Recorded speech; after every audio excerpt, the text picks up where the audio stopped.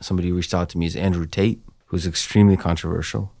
From the perspective of a lot of people, is a misogynist. I've heard his name, and I know that there's a lot of controversy around him. Maybe you could familiarize me. Is he an athlete, a podcaster? He used to be a fighter, a kickboxer, I believe. During that and after that, I think he was in a reality show. He had all these programs that are basically like pickup artist advice. He has this like community of people where he gives advice on how to pick up women, how to be successful in relationships, how to make a lot of money. A lot of the criticism that he gets is it's like a pyramid scheme where you convince people to join so that they can make more money, and then they convince others to join, and that kind of stuff.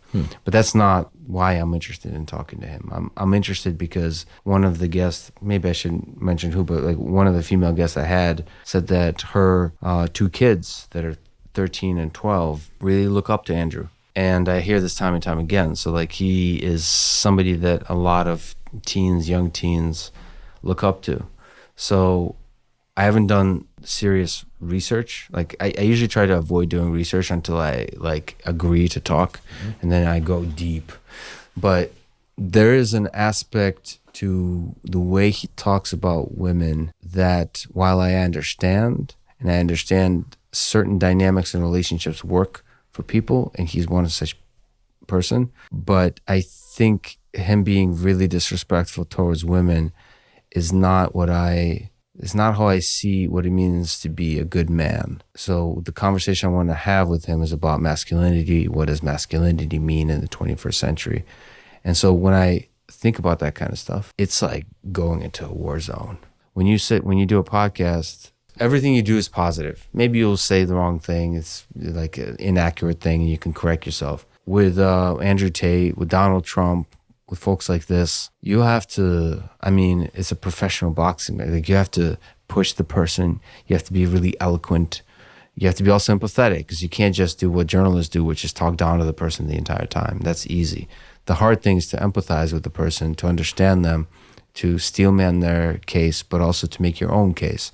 So in that case, about what it means to be a man. To me, a strong man is somebody who's respectful to women. Not out of weakness, not out of social justice warrior signaling and all that kind of stuff, but that's what a strong man does. Like they don't need to be disrespectful to prove their position in life. He is often, now, a lot of people say it's a character. He's being misogynistic. He's being a misogynist as a kind of for entertainment purposes. So like an avatar.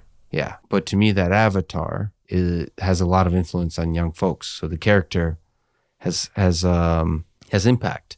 Oh, I don't think you can separate the avatar and the person in terms of the impact, as you said. In fact, there are a number of accounts on Twitter and Instagram and elsewhere in which people have only revealed their first names, or they give themselves another name, or they're using a cartoon image. And part of that, I believe, and at least from some of these individuals who actually know who they are, I understand as an attempt to maintain their privacy, which is important to many people, and in some cases, so that they can be more inflammatory and then just pop up elsewhere as something else without anyone knowing that it's the same person.